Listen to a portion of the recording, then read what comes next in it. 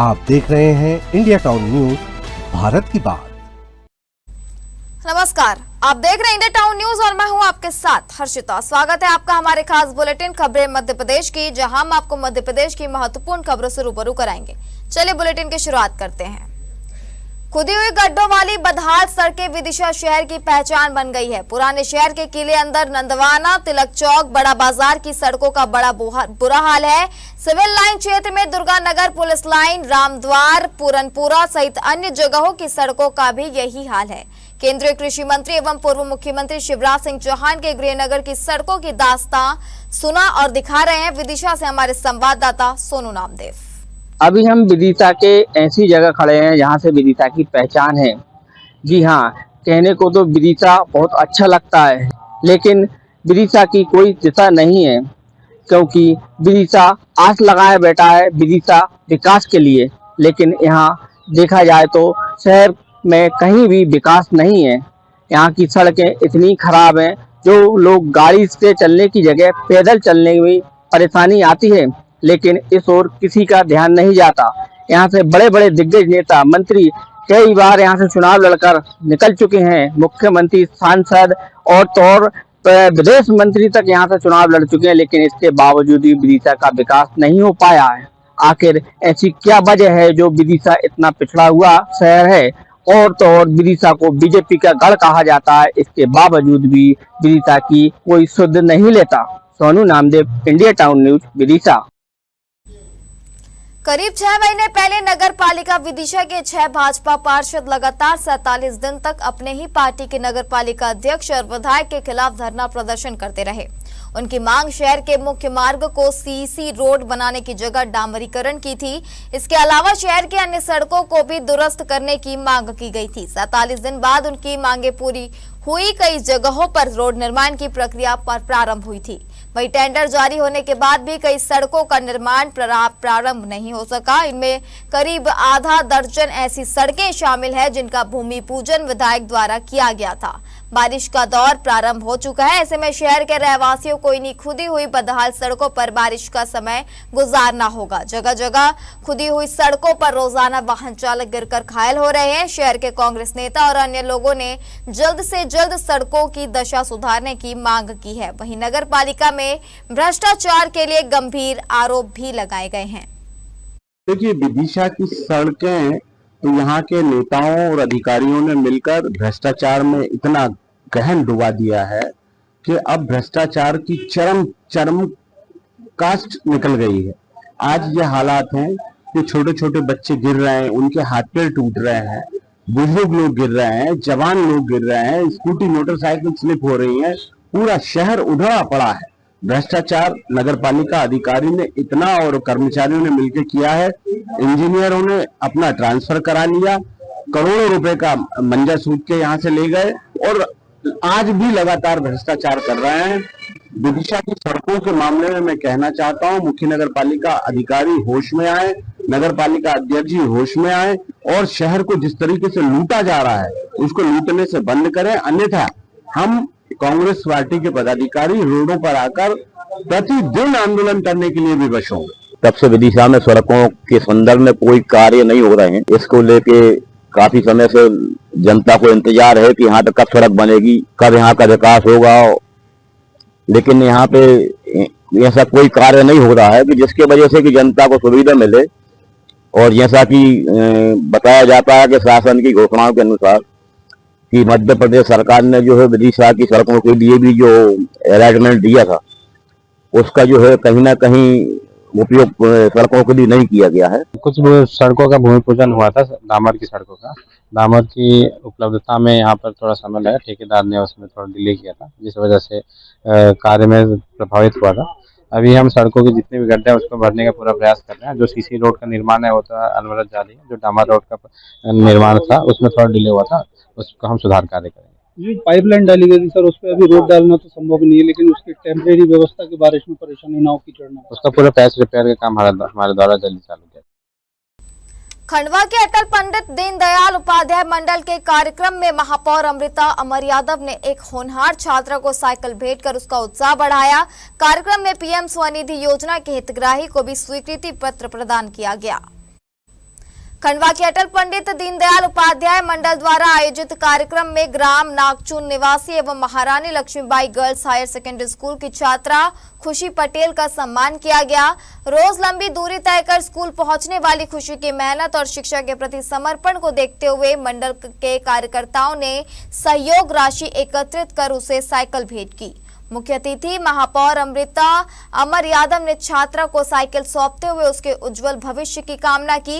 उन्होंने कहा कि बेटियों की शिक्षा को बढ़ावा देना समाज की जिम्मेदारी है। शिक्षा के इस क्षेत्र में उत्कृष्ट प्रदर्शन के लिए खुशी पटेल का सम्मान भी किया गया। वहीं पीएम स्वनिधि योजना के अंतर्गत हितग्राही को स्वीकृति पत्र प्रदान किया गया। एक और सरकार आदिवासी क्षेत्रों के बच्चों को बेहतर शिक्षा उपलब्ध कराने के लिए एकलव्य और संदीपनी जैसे आधुनिक विद्यालयों का निर्माण कर करोड़ों रुपए खर्च कर रही है। वहीं दूसरी ओर खरगोन जिले के झिरनिया विकासखंड के एक गांव के सरपंच और सचिव के हस्ताक्षर न करने से 84 आदिवासी बच्चों की शिक्षा पर संकट के बादल मंडरा रहे हैं। मामला खरगोन जिले के आकांक्षी विकासखंड झिरनिया की ग्राम पंचायत नीमसेठी का है, जहां जाति प्रमाण पत्र जारी नहीं होने के कारण 84 बच्चों का स्कूलों में प्रवेश अटक गया है। आरोप है कि ग्राम पंचायत स्तर पर सत्यापन और हस्ताक्षर नहीं होने से बच्चों के दस्तावेज पूरे नहीं हो पा रहे हैं, जिससे उनका भविष्य अधर में लटका हुआ है। सोमवार को बड़ी संख्या में अभिभावक अपने बच्चों के साथ भाजपा जिला अध्यक्ष नंदा ब्राह्मणे के साथ निवास पहुंचे और उनसे मदद की गुहार लगाई। भाजपा जिला अध्यक्ष ने संबंधित विभागीय अधिकारियों एवं एसडीएम से चर्चा कर शीघ्र जाति प्रमाण पत्र जारी करने का आश्वासन दिया। इसके बाद अभिभावकों ने एसडीएम कार्यालय पहुंचकर तहसीलदार के नाम ज्ञापन सौंपते हुए तत्काल जाति प्रमाण पत्र जारी करने की मांग की। ग्रामीणों का कहना है कि गांव के कई बच्चों ने कक्षा 1 से 8 तक की पढ़ाई ग्राम नीमसेठी से पूरी की थी, लेकिन आगे की पढ़ाई के लिए उन्हें शिवना स्थित अन्य विद्यालयों में प्रवेश लेना था। जाति प्रमाण पत्र नहीं मिलने से उनकी प्रोफाइल पूरी नहीं हो सकी और प्रवेश प्रक्रिया अधूरी रह गई। परिणाम स्वरूप कई बच्चे पढ़ाई छोड़कर खेती और मजदूरी करने को मजबूर हो गए। ऐसे में सवाल यह उठता है कि आखिर स्कूल चले हम अभियान का औचित्य क्या है? जब सरकार हर बच्चे को स्कूल तक पहुंचाने के लिए अभियान चला रही है, तब मात्र एक दस्तावेज और प्रशासनिक प्रक्रिया की देरी के कारण 84 बच्चों का भविष्य दांव पर लगना व्यवस्था पर गंभीर सवाल खड़े करता है। बड़ी समस्या ये है कि जैसे कि हमारे ना जातिनामा में मतलब कि निमंत्रण नहीं किया जा रहा। जैसे कि हमारे पूर्वजों की एक पीढ़ी नहीं, पूरी 3 की 3 पीढ़ी है, जिसमें मतलब कि बारेला नाम से मतलब वहाँ पे उनके डॉक्यूमेंट भी बने हैं, सभी के जाति प्रमाण पत्र और वो भी बने हैं। और अभी के समय में क्या हो रहा है कि हमारे जैसे ये सब छोटे छोटे बच्चे हैं ना, तो इनके जाति प्रमाण पत्र जो हमारे पूर्वज हैं ना 3 पीढ़ी तक के, उनके नाम पर जैसे बारेला के बने हैं, तो वैसे नहीं बना रहे। और हमारी जो जाति है पहले की, वो जाति के मतलब अभी नहीं बना रहे। ये 2 दिन पहले मेरे पास आए थे कि हमारे बच्चों को जाति प्रमाण पत्र नहीं मिल रहा है, तो मैंने फिर एसडीएम साहब से और बीआरसी से इनसे बात करी।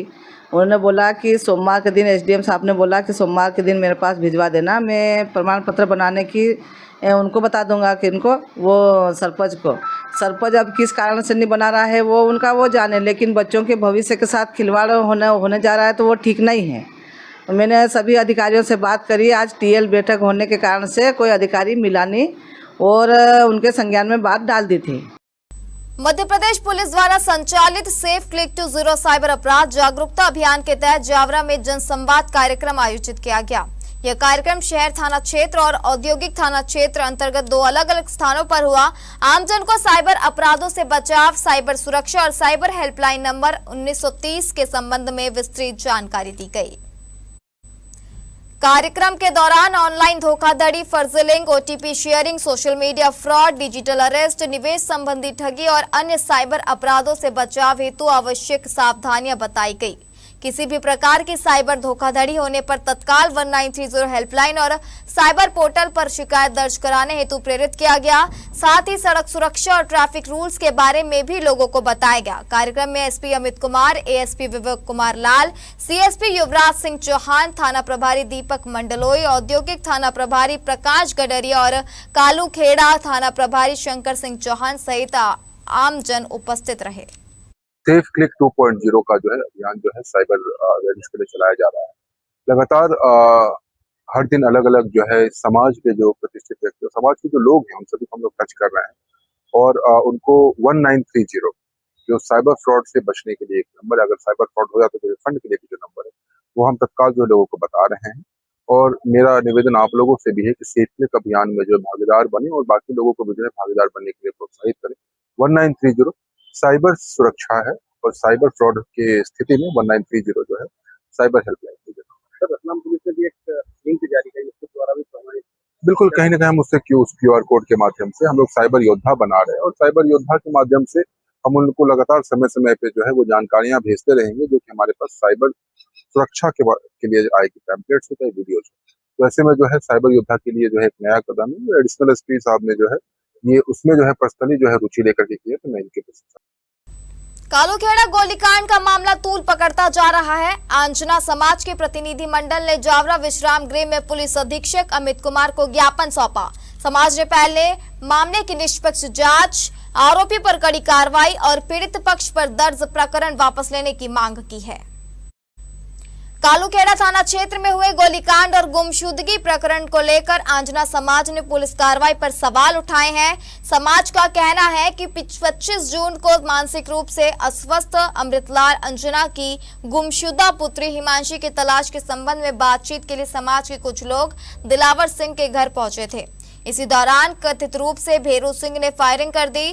गोली लगने से जीवन, विक्रम और ऋतुराज अंजना घायल हो गए। सभी घायल अस्पताल में भर्ती है।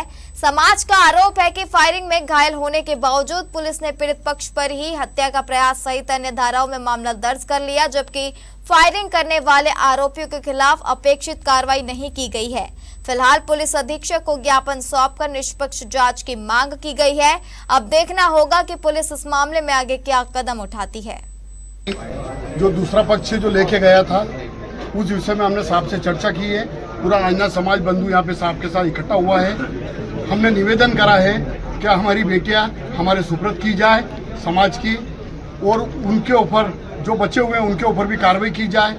हमें हमारे पक्ष जो पीड़ित पक्ष है, लड़की के पिताजी और भाई और सब, उनको गोली लगी है। इंदौर में 3 लोग एडमिट है, पूरी जान जोखिम में है उनकी, फिर भी उनके ऊपर FIR की गई है।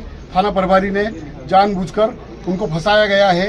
वो उनके ऊपर जो FIR हुई है वो तत्काल समाप्त की जाए और सामने वाले जो खुले घूम रहे हैं उनको गिरफ्तार की जाए। और साहब ने बोला है कि जो पीड़ित परिवार है उसके हम 1-4 का गार्ड भी लगाएंगे कि कल से उनके यहाँ कोई घटना नहीं घटे। उसमें जो है गोली चली थी और दोनों तरफ से जो है मारपीट की जो है प्रथम दृष्टया शिकायत प्राप्त हुई थी।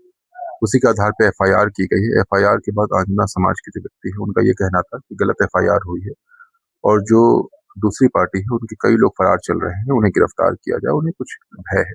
तत्काल आश्वासन दिया गया, फोर्स जो है गांव में तैनात किया गया है और एडिशनल एसपी के नेतृत्व में SIT बनाई जा रही है। दूसरे सब डिवीजन के SDOP को इसमें विवेचक बनाया जा रहा है ताकि निष्पक्षता से जो है इसमें कार्रवाई हो सके और सभी बिंदुओं पर जो है निष्पक्षता से कार्रवाई की जाएगी। सबसे इम्पोर्टेंट हमारे लिए जो है बच्ची की रिकवरी है।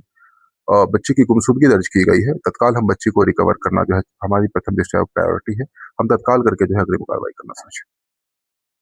रीवा के कलेक्ट्रेट कार्यालय के मोहन सभागार से एक ऐसा मामला सामने आया है जिसने सरकारी कार्यालयों में अनुशासन और सोशल मीडिया के उपयोगों को लेकर सवाल खड़े कर दिए हैं। जहां प्रशासनिक बैठकों का आयोजन होता है, वहीं एक युवती द्वारा रील बनाने का वीडियो सोशल मीडिया पर वायरल हो रहा है। युवती ने फिल्मी गाने पर रील बनाई है। आम जनता जहां अपनी फरियाद लेकर घंटों लाइन में खड़ी रहती है, जहां जिले के बड़े बड़े अधिकारी गंभीर मुद्दों पर बैठकें करते हैं, उसी कलेक्ट्रेट कार्यालय से एक ऐसा मामला सामने आया जिसने प्रशासनिक सुरक्षा और मर्यादा पर बड़े सवाल खड़े कर दिए हैं। कलेक्ट्रेट कार्यालय के कलेक्ट्रेट के मोहन सभागार के अंदर एक युवती द्वारा रील बनाई गई। युवती ने यह रील प्रिया शुक्ला नाम की इंस्टाग्राम ID से पोस्ट की है, जो अब सोशल मीडिया में वायरल हो रहा है। हालांकि युवती सभागार के अंदर कैसे पहुंची और रील कैसे बनाई, इस बात का पता नहीं लग पाया है। जैसे ही यह मामला प्रशासन के संज्ञान में आया, अधिकारियों ने इसे बेहद गंभीरता से लिया है। इस पूरे मामले पर रीवा प्रशासन का साफ कहना है कि किसी भी आधिकारिक जगह का इस तरह का इस्तेमाल कतई बर्दाश्त नहीं किया जाएगा। प्रशासनिक अमला अब इस बात की जांच कर रहा है कि आखिर वह युवती बिना किसी अनुमति के मीटिंग हॉल में कैसे दाखिल हुई, जहां कर जो भी आवश्यक कार्रवाई होगी वो की जाएगी। देखिए, ये रील आपके माध्यम से मेरे संज्ञान में लाई गई है, तो यदि अगर किसी के द्वारा अनऑथराइज रूप से यहाँ पे एंट्री की है और फिर जो है एक ऑफिशियल मीटिंग हॉल का यूज़ इन कारणों से किया है तो फिर ये कतई स्वीकार योग्य नहीं है। तो हम एक तो ये भी देखेंगे कि ये कैसे आए, क्यों आए और इनके पास किसी प्रकार की अनुमति थी नहीं थी, और फिर हम लोग उसमें आवश्यक कार्रवाई भी करेंगे। रीवा शहर की कानून व्यवस्था को ठेंगा दिखाते हुए बेखौफ बदमाशों ने सोमवार की देर रात नगर के सिरमौर नगर चौराहे पर एक श्रमिक को चाकुओं से गोद डाला। वारदात के बाद बदमाश फरार हो गए। अमैया थाना पुलिस ने घायल श्रमिक को संजय गांधी अस्पताल में भर्ती कराया है। आईसीयू में घायल श्रमिक का उपचार किया जा रहा है। अमैया थाना पुलिस सिरमौर चौराहे और आसपास लगे सीसीटीवी कैमरों की फुटेज खंगालने में जुटी है। पुलिस द्वारा मंगलवार की दोपहर तक की गई पड़ताल में ऐसी कोई फुटेज नहीं मिल पाई है जिससे यह प्रमाणित हो सके कि घटना सिरमौर चौराहे पर हुई है। पुलिस ने ऐसी आशंका व्यक्त की है कि जो हो सकता है कि बदमाशों ने कहीं और इस चाकूबाजी की होगी। बहरहाल पुलिस घायल युवक के होश में आने का इंतजार कर रही है। हाँ, सूचना मिली थी। तत्काल मौके पर पहुंचकर घटनास्थल पर पहुंचकर तफ्तीश की गई है। अस्पताल में उसके इलाज की भी सुनिश्चितता की गई है और अभी फिलहाल हम पता करने का प्रयास कर रहे हैं कि किन व्यक्तियों द्वारा ये घटना की गई है। सारे सिरमौर चौराहे के आसपास के सारे सीसीटीवी फुटेज खंगाले जा रहे हैं। अब वक्त हो चुका है एक छोटे से ब्रेक का। आप बने रहिए इंडिया टाउन न्यूज के साथ। क्या आप बाल झड़ने से परेशान हैं? अब अपनाइए प्रकृति की शक्ति, पाइए घने चमकदार बाल और खूबसूरत दमकती त्वचा। प्रकृति का वरदान Rukhsana shine herbal beauty combo kit, प्राकृतिक जड़ी बूटियों से तैयार। अब पाइए खूबसूरत चमकते बाल और त्वचा। हर्बल गुणों से भरपूर ये कॉम्बो आपके बालों और त्वचा की देखभाल में मदद करता है। अब उपलब्ध Amazon, फ्लिपकार्ट और नीचे दिए गए लिंक पर अभी ऑर्डर करें और हर्बल केयर का अनुभव लें। शाजापुर पुलिस अधीक्षक यशपाल सिंह राजपूत के निर्देशन में शाजापुर पुलिस की साइबर टीम एवं जिले के समस्त पुलिस थाने में be alert and be safe मुहिम चलाई जा रही है। पुलिस द्वारा प्रभावी कार्रवाई करते हुए MRM पोर्टल के माध्यम से साइबर ठगी के पीड़ितों के 47 खातों में कुल 1,16,727 रुपए रिफंड कराए गए हैं। शाजापुर पुलिस की यह पहल साइबर अपराध के पीड़ितों को त्वरित राहत प्रदान करने की दिशा में एक महत्वपूर्ण कदम है। पुलिस द्वारा लगातार साइबर अपराधों की रोकथाम एवं पीड़ितों को शीघ्र न्याय दिलाने के लिए प्रभावी प्रयास किए जा रहे हैं। शाजापुर पुलिस ने लोगों से अपील की है कि यदि आप किसी भी प्रकार की साइबर ठगी का शिकार होते हैं तो राष्ट्रीय साइबर हेल्पलाइन 1930 पर कॉल करें या निर्धारित पोर्टल पर शिकायत दर्ज करें। समय पर शिकायत दर्ज होने से ठगी की गई राशि को होल्ड कर पीड़ित को वापस दिलाने की संभावना काफी बढ़ जाती है। सेफ क्लिप के अंतर्गत हम लोग जो लोगों को जागरूकता तो कर ही रहे हैं, साथ ही साथ जो गृह मंत्रालय के द्वारा जो मनी रिस्टोरेशन मॉड्यूल जो MRM जो जारी किया गया है, जो पोर्टल जारी किया गया है, उसके माध्यम से छोटी छोटी जो राशियां हैं हम लोग जो होल्ड कराते हैं वो वापस कराई जाती हैं, जिसमें कि कोर्ट के आदेश की आवश्यकता नहीं पड़ती है और जो राशि की मात्रा जो है जो थोड़ा कम रहती है उनको वापस किया जाता है। उसको भी हमने अभियान की तरह से लिया हुआ है और लगभग हमारे ज़िले में 42 केसेस थे, उसमें से लगभग 37 केसेस में राशि वापस कराई गई है और अभी 2 दिनों में 15 केसेस और हमारे पास में आए हैं, उनको भी हम लोग शीघ्र वापस कराएंगे। ये सेफ क्लिप धर्मनगरी उज्जैन में महर्षि पाणिनि संस्कृत एवं वैदिक विश्वविद्यालय का 6ठा दीक्षांत समारोह संपन्न हुआ। समारोह में राम जन्मभूमि तीर्थ क्षेत्र ट्रस्ट के कोषाध्यक्ष स्वामी गोविंद देव गिरी महाराज को महामहोपाध्याय की मानद डी लिट उपाधि से सम्मानित किया गया। वहीं विभिन्न संकायों के मेधावी विद्यार्थियों को उपाधियां और स्वर्ण पदक प्रदान कर सम्मानित किया गया। राज्यपाल एवं कुलाधिपति मंगूभाई पटेल की अध्यक्षता में हुई इस बैठक में समारोह में भारतीय ज्ञान परंपरा, संस्कृत भाषा और वैदिक शिक्षा के संरक्षण एवं संवर्धन पर विशेष जोर दिया गया। उज्जैन स्थित कालिदास संस्कृत अकादमी के पंडित सूर्यनारायण व्यास सभागार में आयोजित समारोह में उच्च शिक्षा मंदिर इंदर सिंह परमार, स्वामी गोविंद देव गिरी महाराज, केंद्रीय संस्कृत विश्वविद्यालय के कुलपति प्रोफेसर श्रीनिवास वरखेड़ी, पूर्व कुलपति प्रोफेसर रमेश कुमार पांडे सहित अनेक संत, शिक्षाविद और जनप्रतिनिधि मौजूद रहे। समारोह का मुख्य आकर्षण राम जन्मभूमि तीर्थ क्षेत्र ट्रस्ट के कोषाध्यक्ष स्वामी गोविंद देव गिरी महाराज को महामहोपाध्याय की मानद डिलीट उपाधि से सम्मानित किया जाना रहा। वहीं संस्कृत शिक्षा और शोध के क्षेत्र में उल्लेखनीय योगदान के लिए प्रोफेसर रमेश कुमार पांडे को विद्या वाचस्पति की मानद डिलीट उपाधि प्रदान की गई। समारोह में पीएचडी, स्नातक और स्नातकोत्तर के विद्यार्थियों को उपाधियां प्रदान की गई। प्रावीण्य सूची में स्थान प्राप्त करने वाले मेधावी विद्यार्थियों को स्वर्ण पदक देकर सम्मानित किया गया। हमने दीक्षांत समारोह प्रारंभ किए हैं। पहले बहुत लंबे समय में कभी दीक्षांत समारोह होते थे, नहीं होते थे, लेकिन हमारे पाणिनि संस्कृत वैदिक विश्वविद्यालय का छठा दीक्षांत समारोह संपन्न हुआ है। प्रत्येक भारतीयता में और सभी विश्वविद्यालयों ने भारतीयता के साथ में दीक्षांत समारोह हमारे मध्य प्रदेश शासन के परिवहन एवं स्कूल शिक्षा मंत्री उदय प्रताप सिंह मंगलवार को विदिशा के अटल पार्क में आयोजित जल गंगा संवर्धन अभियान के समापन कार्यक्रम में शामिल हुए। उन्होंने जल संरक्षण को जन आंदोलन बनाने का आह्वान करते हुए कहा कि जल बचाना हम सभी की सामूहिक जिम्मेदारी और भविष्य की पीढ़ियों के लिए जल स्रोतों का संरक्षण आवश्यक है।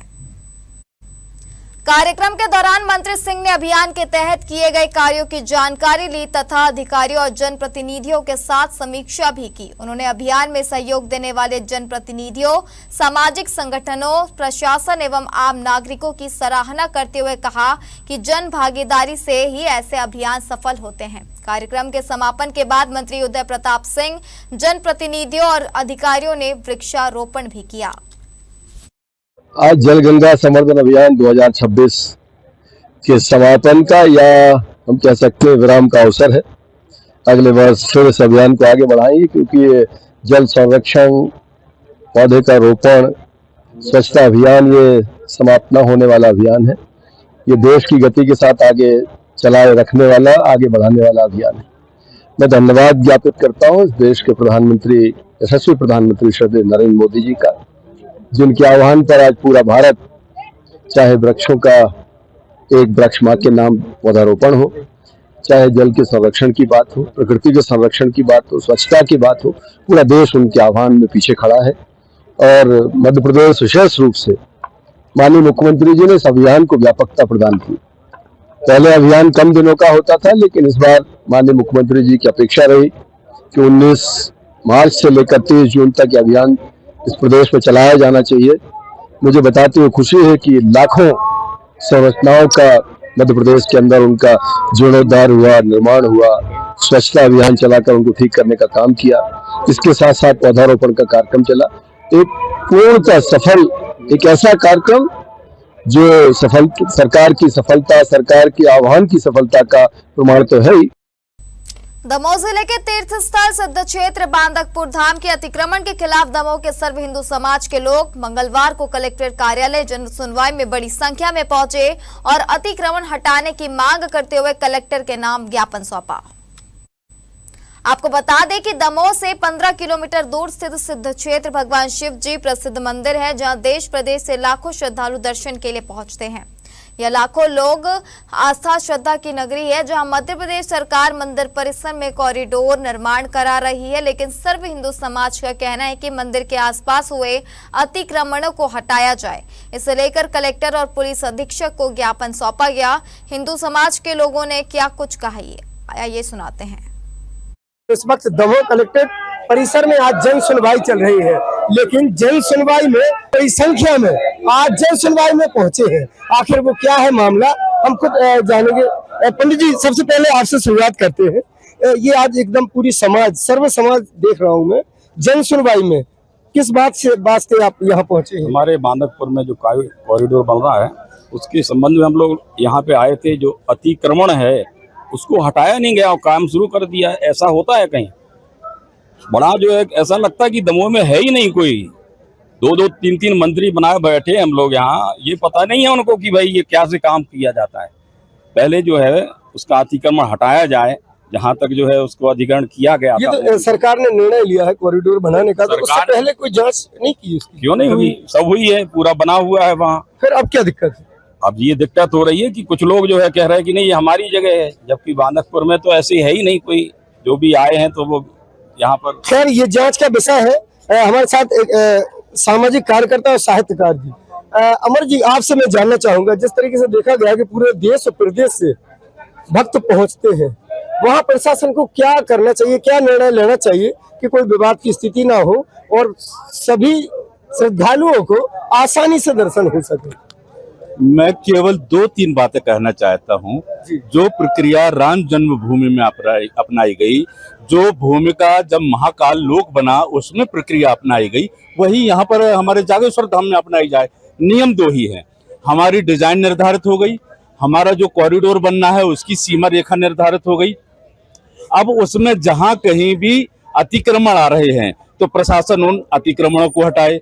अगर किसी निजी मालकी जमीन आ रही है, मालकी भवन आ रहा है निजी किसी का, तो कंपल्सरी लैंड एक्विजिशन एक्ट होता है, जिसके तहत आवश्यकता के अनुसार शासन अधिग्रहित करती है, उन्हें मुआवजा देती है। कुल मिला के कहा जाए, आज न सिर्फ एक वर्ग, एक समाज, बल्कि सर्व हिंदू समाज की आज मांग है कि बांदकपुर सिद्ध क्षेत्र के आसपास जो अतिक्रमण है उसको हटा दिया जाए। अगर किसी की जमीन आती है तो शासन प्रशासन इसके लिए बाकायदा उसको मुआवजा देकर रास्ता साफ कर सकती है।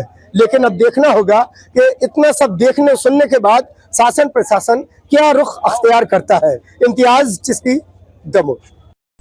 दमोह जिले के अजबधाम फतेहपुर में पिछले 57 घंटे से बिजली आपूर्ति बंद होने से आक्रोशित ग्रामीणों ने हटा रजपुरा मार्ग पर चक्का जाम कर दिया। बिजली विभाग के अधिकारियों से लगातार शिकायत के बावजूद विभाग द्वारा समाधान न किए जाने से गुस्साए ग्रामीणों ने जमकर नारेबाजी की। ग्रामीणों का कहना है कि अजबधाम में 2 दिन से बिजली व्यवस्था ठप है। तीसरे दिन भी बिजली न आने से पूरा कामकाज ठप पड़ गया है। अजबधाम, फतेहपुर, पौड़ी, फतेहपुर निमी, खैरी, रामदास, पिपरिया, घनश्याम, देवदरा, बरी, कनोरा, बरोदा कला सहित आसपास के अनेक गांव बिजली की समस्या से लोग जूझ रहे हैं। गर्मी और उमस के कारण लोगों का जीना मुहाल है। पानी का संकट भी पैदा हो गया है। चक्का जाम की सूचना मिलते ही पुलिस और बिजली विभाग के अधिकारी मौके पर पहुंचे। ग्रामीणों को जल्द व्यवस्था दुरुस्त करने की बात कही गई, लेकिन गुस्साए ग्रामीण जमकर नारेबाजी करते रहे। सर, आज हम लोग यहाँ चक्का जाम किए हैं और ये 57 घंटे हो गए हैं जो लगातार लाइट की ये कटौती कर रहे हैं, और 57 घंटे में महज फतेहपुर से बड़ौदा तक की पेट्रोलिंग नहीं इनने की। रात भर ये पेट्रोलिंग के बहाने जाते हैं और दारू पी के खंबे के नीचे सोते हैं। कोई चखना लाता है, कोई पौवा लाता है, इस बहाने से इनकी ऐसी पेट्रोलिंग होती है। और पूरा गांव पानी से परेशान है, नन्हे नन्हे बच्चे किलप रहे हैं और यहाँ कोई सुनवाई नहीं। तो किसी अधिकारियों ने कोई आश्वासन दिया चक्का जाम को लेकर? कोई आश्वासन नहीं दिया, उल्टा हम लोगों को ये धमकी दी गई है कि यदि आप लोग नहीं हटते हैं तो वैधानिक कार्रवाई की जाएगी। पुलिस प्रशासन मौके पे, उन लोगों ने भी कोई आश्वासन नहीं, कोई आश्वासन नहीं। इंदौर के कनारिया थाना क्षेत्र में 500 करोड़ की विवादित जमीन को लेकर पुलिसकर्मियों पर हुए हमले के मामले में पुलिस ने 4 आरोपियों को गिरफ्तार कर लिया है। यह घटना 22 जून की रात डायमंड कॉलोनी में तब हुई थी जब विवाद की सूचना मिलने पर डायल 112 के आरक्षक विजय पाल सिकरवार और आशीष शर्मा मौके पर पहुंचे थे। इस दौरान आरोपियों ने दोनों पुलिसकर्मियों पर हमला कर दिया, जिसमें दोनों जवान घायल हो गए थे। कनारिया थाना पुलिस ने इस मामले में अपराध दर्ज कर जांच शुरू की थी। विवेचना के दौरान पुलिस ने घटनास्थल पर मौजूद लोगों की पहचान कर 4 आरोपियों मोहसिन, मोहम्मद अफजल शेख, दर्शन कचनारे और चंदन वर्मा को गिरफ्तार किया है। आरोपियों से हथियार भी बरामद कर लिया गया है। पुलिस अब उनका रिमांड लेकर यह पता लगाएगी कि हमले की साजिश किसने रची और इसमें कौन कौन शामिल था और विवादित जमीन पर कब्जे के पीछे किसका हाथ है। आप लोग फ्री हो जाओ भाई। द्वारकापुरी थाना एक 22 तारीख को एनडीपीएस का केस दर्ज हुआ था, जिसमें लक्कीनाथ नाम के व्यक्ति को पकड़ा गया था। उससे ब्राउन शुगर भी जब्त हुई थी। उससे जब पूछताछ की गई थी तो उसने एक नाम बताया था, चेतन नाथ। इसकी खोज की जा रही थी। कल शाम के समय राजवाड़ा से इसको पकड़ा गया और इससे जब पूछताछ की गई तो पूछताछ में इससे जानकारी मिली कि इसके पास भी इस तरह की सामग्री है। और जब इसके घर की तलाशी ली गई तो 265 ग्राम ब्राउन शुगर जब्त हुई है और 22 राउंड जब्त हुए हैं। 19 लाख रुपए कैश उसके पास से जब्त हुआ है। नोट गिनने की मशीन जब्त हुई है और कुछ मात्रा में गांजा भी मिला है, लगभग 8 किलो के करीब है और इसके खिलाफ कार्रवाई की जा रही है, इससे पूछताछ की जा रही है। ये अन्य किन किन व्यक्तियों को सप्लाई करता था और ये कहाँ से लाता था, इस संबंध में पूछताछ की जा रही है। ये राउंड कौन सी गन के हैं और क्या गन की भी है? गन अभी नहीं मिली है, पिस्टल के राउंड है, 22 राउंड है, जीवित राउंड है। कहाँ से लाया कुछ बताया? अभी पूछताछ इसके संबंध में जारी है। ये भी पूछताछ की जाएगी कि इसको कहाँ से ये लाया था और इसका हथियार के बारे में भी पूछताछ की जाएगी। साथ में इसके पास जो कैश है उसके संबंध में पूछताछ की जाएगी। ये जो ब्राउन शुगर है, ये ब्राउन शुगर कहाँ से कलेक्ट करता था, कहाँ ले जाता था, किस किस को बांटता था, इस संबंध में पूछताछ। इंदौर की द्वारकापुरी थाना पुलिस ने मादक पदार्थों की तस्करी के खिलाफ बड़ी कार्रवाई करते हुए एक शातिर तस्कर को गिरफ्तार किया है। आरोपी के घर से करोड़ों के अवैध कारोबार से जुड़े सबूत, भारी मात्रा में ब्राउन शुगर, गांजा, लाखों की नकदी और जिंदा कारतूस बरामद किए गए हैं। पुलिस अब पूरे नेटवर्क की जांच में जुट गई है। इंदौर की द्वारकापुरी थाना पुलिस ने एनडीपीएस एक्ट के तहत दर्ज कर एक मामले में बड़ी सफलता हासिल की है। 22 जून को गिरफ्तार किए गए लकीनाथ से पूछताछ के दौरान चेतन नाथ का नाम सामने आया था। इसके बाद पुलिस ने राजवाड़ा क्षेत्र से मुख्य आरोपी चेतन नाथ को गिरफ्तार कर लिया। आरोपी के घर की तलाशी में करीब 265 ग्राम ब्राउन शुगर, लगभग 8 किलोग्राम गांजा, नोट गिनने की मशीन, 22 जिंदा कारतूस और 19 लाख रुपए नकद बरामद किए हैं। पुलिस के अनुसार कारतूस तो मिले हैं लेकिन कोई हथियार बरामद नहीं हुआ है। प्रारंभिक जांच में सामने आया है कि आरोपी लंबे समय से मादक पदार्थों की तस्करी में लिप्त था और उसके खिलाफ पहले से भी कई आपराधिक मामले दर्ज हैं। वह राजेंद्र नगर और धार जिले के नौगांव थाने के मामले में भी फरार चल रहा था। फिलहाल पुलिस आरोपी से पूछताछ कर यह पता लगा रही है कि नशे का सामान कहां से लाया जाता था और किन लोगों तक इसकी सप्लाई की जाती थी। साथ ही पूरे तस्करी नेटवर्क और आर्थिक लेन देन की भी जांच जारी है। पुलिस थाना कनाड़िया के अंतर्गत एक जो आरक्षक के साथ में मारपीट के प्रकरण में पुलिस थाना कनाड़िया के द्वारा शासकीय कार्य में बाधा सहित जो अन्य धाराओं में अपराध पंजीबद्ध किया गया था, उस मामले में पहचान करते हुए कनाड़िया पुलिस के द्वारा इसमें 4 आरोपी मोहसिन के सहित 3 अन्य आरोपी, कुल 4 आरोपियों को गिरफ्तार किया गया है और पूरे मामले को इन्वेस्टिगेशन में लिया गया है।